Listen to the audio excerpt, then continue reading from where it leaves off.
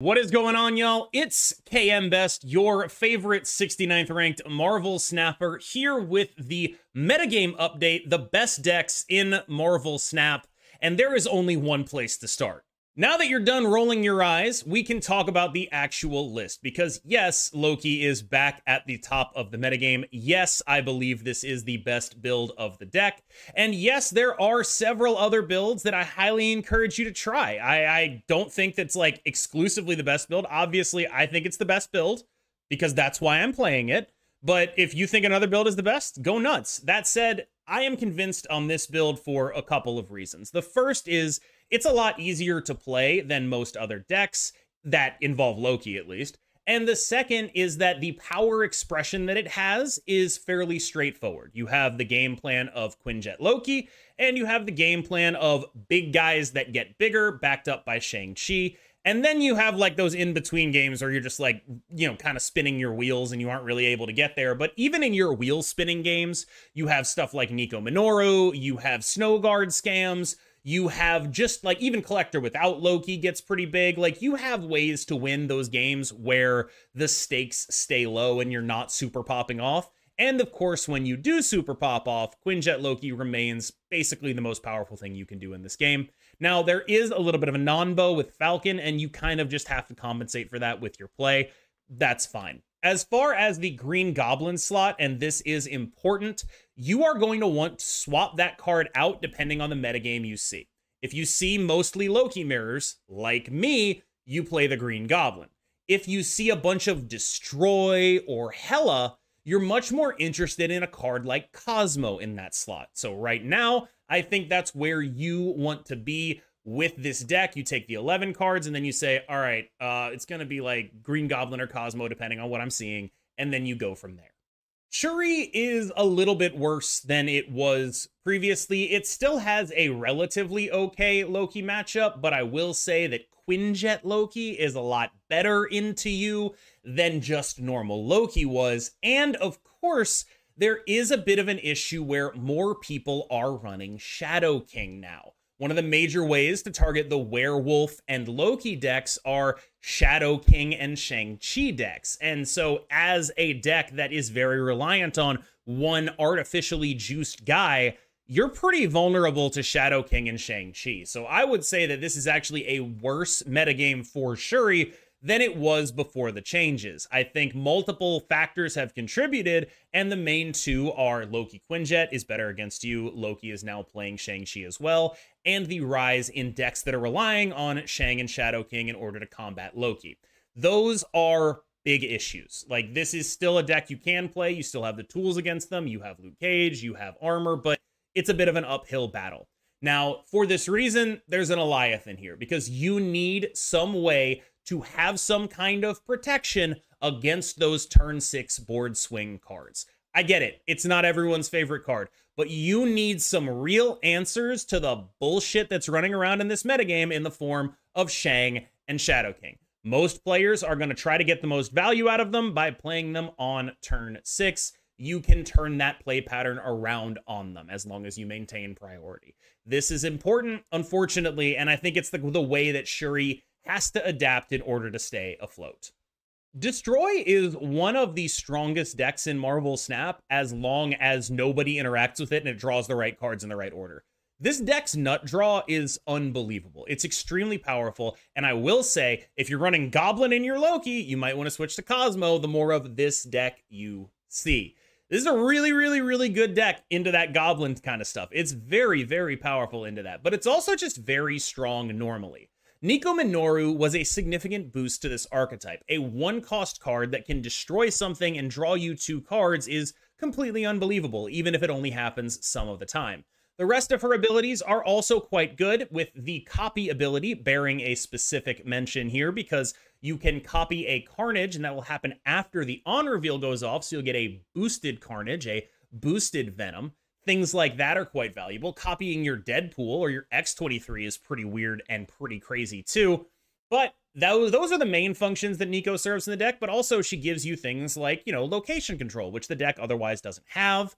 The ability to move stuff onto closed off locations, which the deck otherwise doesn't have. Like, she's not just used for those two, but those two are why you can include her in the deck, and the other stuff is just like kind of a free little bonus, right? She's also, some of the time, just Forge, a card you already run. You're very interested in that, right? So there is just a lot of upside. 3 of her 7 are incredible in this deck, and most of the rest are just like fine. Interestingly, the one that I've found is the worst is the demon one, because you're a Killmonger deck and you don't particularly have good targets to turn into demons, but like, you know, Forge is good for that even. So it's a pretty damn good deck. Nico makes it a lot better, and I do enjoy it. I will say, I think there are some flex spots in here.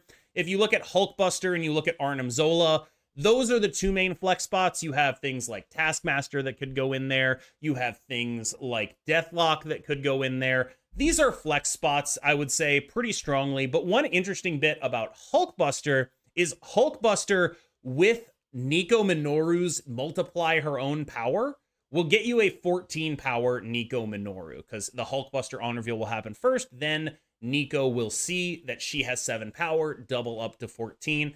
That's also pretty damn good. Again, vulnerable to Killmonger, but pretty damn good. And so this deck is just really good at big points. It's good at big points, and that is definitely something that is always going to win Marvel Snap games. It's pretty much consistently been good.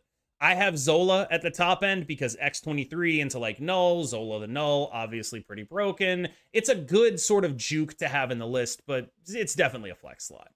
Here's what typical Darkhawk looks like right now, and this is Emma's build of Darkhawk. If you recall, he's the guy we had on to talk about Cerebro 3, I believe, way back in the day. He's still grinding out in High Infinite. This is where he's at on Darkhawk. It's my favorite list as well, but it's definitely not at the top of the metagame. Obviously, it has some issues with Loki, and it does its best to mitigate that with Killmonger, Shadow King, and Shang-Chi, but it still is like, okay, that's really tough to deal with. You really need to get your cards in the right order to deal with that stuff. You really need them to not know that you're going to play Shadow King, Killmonger, Shang-Chi. Like, it's a bit of a big ask. I would say that Loki is still probably a little bit favored into this just by virtue of Loki itself being so extremely powerful. That said, Quinjet does go a long way.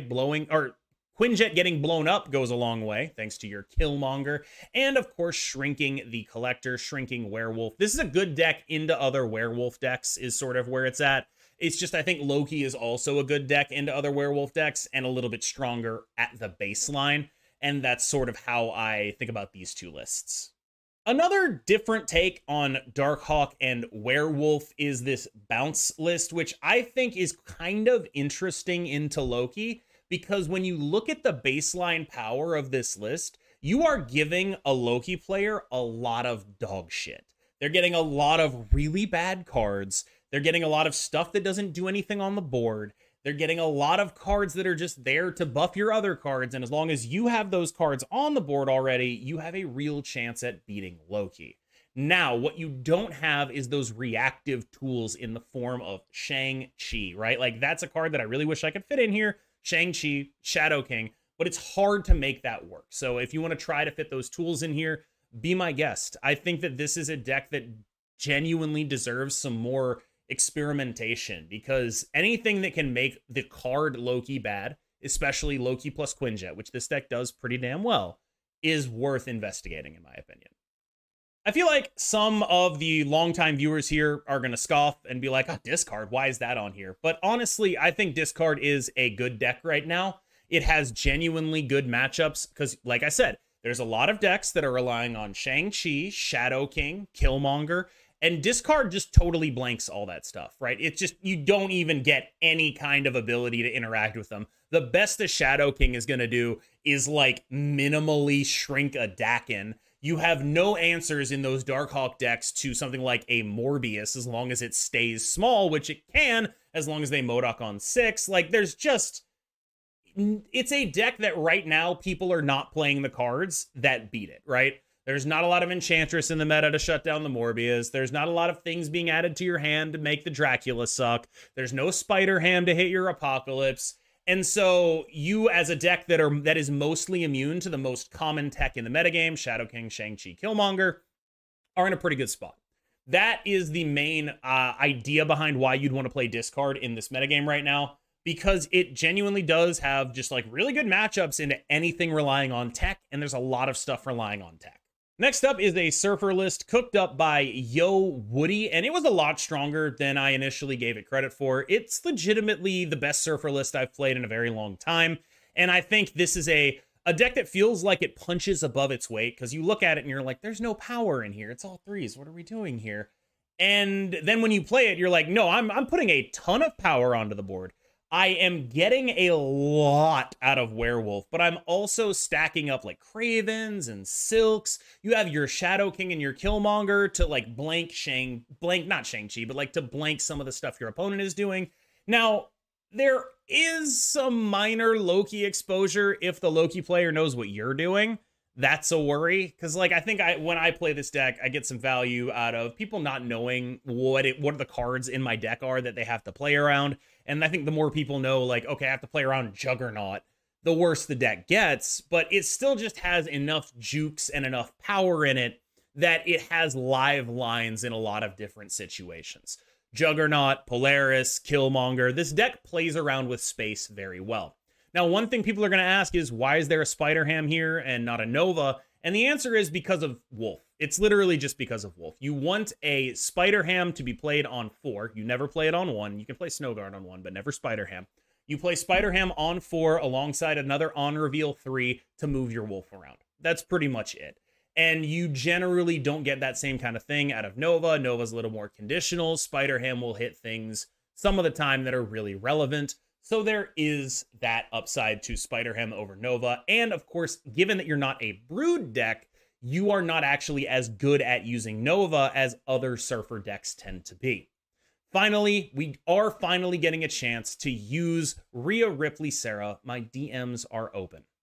Finally, there is a tier of decks in Marvel Snap that you have to respect, and if you are a certain type of player, you will love. And I have been looking for the right word to describe these type of decks because they're never the kind of deck I would recommend that you play, but they are the kind of deck that can legitimately win games of Marvel Snap, which is important. And so you need to be prepared for them and you need to know they exist. And these kind of decks are like the sort of all-in-ish type combo decks where the thing that you do is so overpowering when it works, and then when it doesn't work, you just kind of are the worst deck ever made.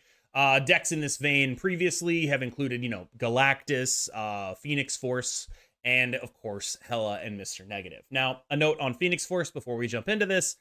Phoenix Force is still one of these decks. I just think it's a very poor choice for the current metagame, given the way this metagame has gone, unfortunately. I like Phoenix Force a lot. I think it's quite solid. But there are a bunch of things going on right now where you are not feeling great about, say, Phoenix forcing a Human Torch because of all the Killmonger, because of all the Shang-Chi, because of all the Shadow King. And then you're like, okay, so I need to do it with the multiple man, but then people are playing more Cosmo now, and it's not a great spot to be in, would be my read on it. And for the same reason, both of the Hela decks I'm going to show you are not Invisible Wind MODOK decks. Not that they're necessarily the wrong choice, just people are playing a lot more Cosmo now, and you really, really have to snap when you have the nuts with those decks. And if you snap and lose 8, it's devastating, and Cosmo makes that a real possibility. So, with that said, let's jump into this list, which is, I believe, actually the top performing Hela list on untap.gg. It, of course, runs Black Knight. I know I'm going to get comments. What can I replace for Black Knight? Just play the other Hela list. There's another Hela list on this. Don't worry. But I actually genuinely enjoyed playing this. Like, as far as any Hela deck goes, this is a scary one. It really, really, really is. Like, the Lockjaw stuff, the White Tiger, all the power you get off the Hela. Like, it's a little bit smaller than, like, the MODOK into Hela Tribunal stuff. You're definitely going to put less power on the board than those. But again, the goal with this deck is to get so big that when it happens, you never lose, but not so big that you're over-committing to, you know, MODOK Hela getting Cosmo'd, right? And so this deck does a pretty solid job at making it a little bit easier for you to know that you're going to win, but also, like, play kind of a normal game of Marvel Snap some of the time. And that is an important thing to do. This is the Hela list that I play against the most often in High Infinite. It is one that is piloted by a player named Husky Puppies, who is like a Hela one trick. So I was like, hey, can you give me your Hela list? I want to put it on the tier list. And he was like, okay, do you want the one that makes you hate yourself more or the one that makes you hate yourself less? And that is, I think, a pretty good summary of where Hela is at. He also told me the advice to pass on to you was just understand that the deck hates you. It hates you. Don't expect good RNG to happen. Expect bad RNG to happen and play to win if the bad RNG happens. So basically assume the worst case and then play to win even in that worst case is the advice he had for me. He also said you could swap Crystal with Lockjaw, which makes it very similar to the previous list. The Crystal is actually like legitimately good in the list, though. I think I am kind of a fan of Crystal in Hela, especially in the Invisible Woman Hela decks, of which there are none on this list because Cosmo exists. But I do think this really legitimately has a case. Like, if you want to play Hela and you don't have Black Knight, here you go. Finally, I have a list from Yasui where I'm putting this on here out of deference to I know you exist, all right? I know you, specifically talking to you watching this right now, Mr. Negative Psycho. There is a certain type of player who will never play anything but Mr. Negative in this entire game. There is a kind of guy who is only going to play Mr. Negative. And if you are that kind of person, because I don't think it's limited to just guys, you can try this. I felt like it was okay, which is more than I can say about most Mr. Negative builds. Well, no, I'm not going to lie. I felt like it kind of sucked, but compared to other Mr. Negative builds, that's a big plus because I actually felt like I could play games of Marvel Snap when I didn't do Negative Jane, right? Like we have the Darkhawk plan, which is legitimately good. And I think that's actually a legitimate step forward in this archetype. Like I was actually impressed. They're like, oh, wait, I can actually just win games with this Darkhawk stuff. That's actually good. And then after I played some more games, I was like, would I be better off if this was just the Darkhawk deck? Like, would I be better off just playing one of the Darkhawk decks if that's what I like about this so much? And I can't really convince myself the answer is no. Like, it could just be, you know, the typical Mr. Negative stuff. You didn't get lucky. You didn't get enough negative into Jane, right? But I do think that, like, the stuff I like about this list, Darkhawk and Mystique, Shang-Chi, Rockslide, Black Widow, I can play all those cards, like, outside of this list. And that's a little bit concerning to me because it's like, yeah, I don't know exactly how much I'm helping myself by putting Mr. Negative in here. But I do think that Yasui deserves a shout out because this is by far the most playable Mr. Negative deck I've played in a very long time. Like, kudos to even getting it to playable. Like, I am legitimately impressed with that because, I mean, you Mr. Negative Psychos know you're the kings of 45% win rate with a positive cube rate. And I salute you. All right, y'all. Thank you so much for making it this far in the video. I always appreciate everyone who gets through the whole thing. Thank you, thank you, thank you. I will see you in the next one. It has, as always, been a pleasure. I've been KMBest. I'll see you in the next one.